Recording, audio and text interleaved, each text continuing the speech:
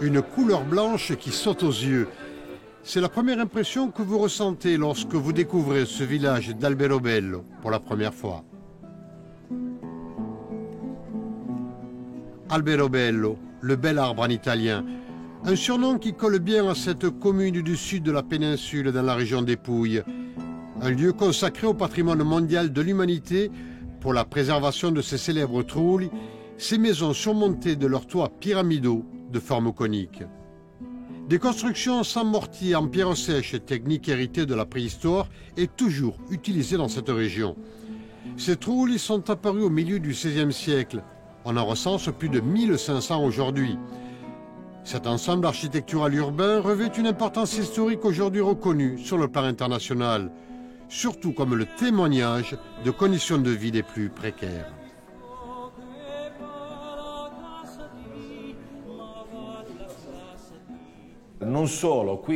Les gens ne vivaient pas seuls dans cette pièce. Les plus jeunes, les enfants dormaient et jouaient au-dessus dans la partie supérieure, dans le cône des trulli. Il n'y avait pas de fenêtres et très peu d'ouvertures pour laisser passer la lumière. Ici, dans cet espace unique, c'était le lieu de vie de l'habitation. Mais les gens vivaient à l'extérieur la plupart du temps, sur leur lieu de travail principalement. Dans cette pièce principale, le confort était réduit à sa plus simple expression. Le manque d'arrivée d'eau, surtout, restait très pénalisant. Pour se laver, pour faire la cuisine, il ne se servait que de cette bassine. Il fallait la renouveler quotidiennement. Une contrainte des plus pénibles. C'est aussi une des caractéristiques majeures du mode de vie dans ces trulli.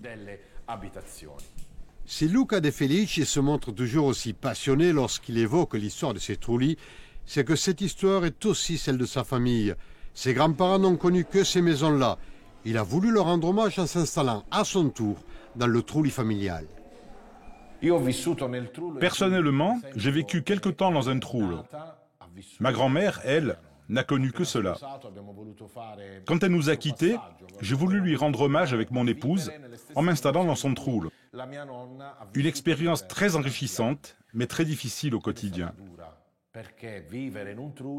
On souffre surtout du manque de lumière et de l'absence de toute forme de commodité. Une ambiance plutôt triste, surtout les jours de pluie. Ne pas pouvoir se laver comme on le veut, ou cuisiner dans des conditions précaires, on n'est plus habitué à cela. Aujourd'hui, avec nos habitudes de confort moderne, c'est un lieu emblématique, bien sûr, mais pas du tout pratique. Mais connaître cette expérience, vivre dans un trullo, permet surtout de comprendre quelles étaient les conditions de vie de nos ancêtres et tous les sacrifices qu'ils faisaient. Nos trulli sont aujourd'hui classés au patrimoine mondial de l'humanité. Non pas pour la structure, mais comme témoignage de l'histoire sociale de ce pays. C'est très important aussi de se rappeler dans quelles conditions vivaient les gens ici. C'est aussi toute la grandeur et la noblesse qui les caractérisaient.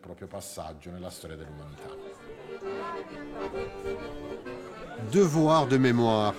Dans ce village d'Alberobello, on a su magnifiquement préserver l'histoire de la commune.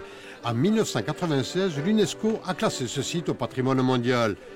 Une reconnaissance internationale qui attire encore plus de visiteurs et de touristes. Une pression qu'il n'est pas toujours facile de gérer. L'éternel débat entre préservation d'un territoire et intérêt économique.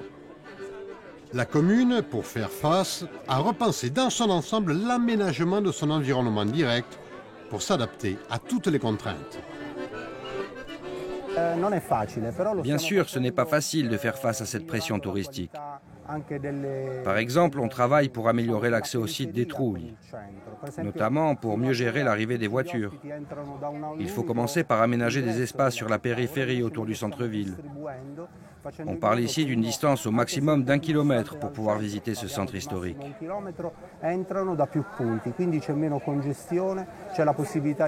À nous d'améliorer tout cela pour rendre cette distance agréable pour tous les touristes.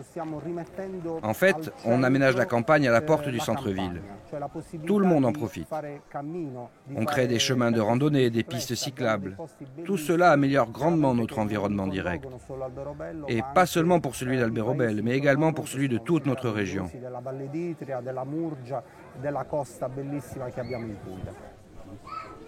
Le quotidien et le niveau économique des habitants d'Alberobello a profondément évolué avec la manne apportée par l'économie touristique. Il n'est qu'à voir la rue principale qui abrite de trop nombreux commerces et magasins de souvenirs. Quelques familles habitent encore dans certains trulli. Les traditions ont aussi la vie dure ici. La commune, devant un tel engouement exprimé par les nombreux visiteurs, ne manque pas d'ambition. En s'appuyant sur son histoire et sa culture, elle entend développer encore plus son image. Cette reconnaissance internationale nous a apporté évidemment beaucoup. Il y a eu une répercussion sur l'ensemble de notre économie. Aujourd'hui, nous cherchons à développer d'autres activités autour de ce site pour améliorer encore plus notre offre, en s'appuyant notamment sur l'aspect culturel et historique d'Alberobello. C'est pourquoi nous nous sommes portés candidats pour devenir capitale italienne de la culture en 2027. Pour mieux gérer l'afflux des touristes et protéger nos sites, nous essayons d'étendre nos activités tout le long de l'année, en s'appuyant aussi sur les différentes actions culturelles que nous proposons.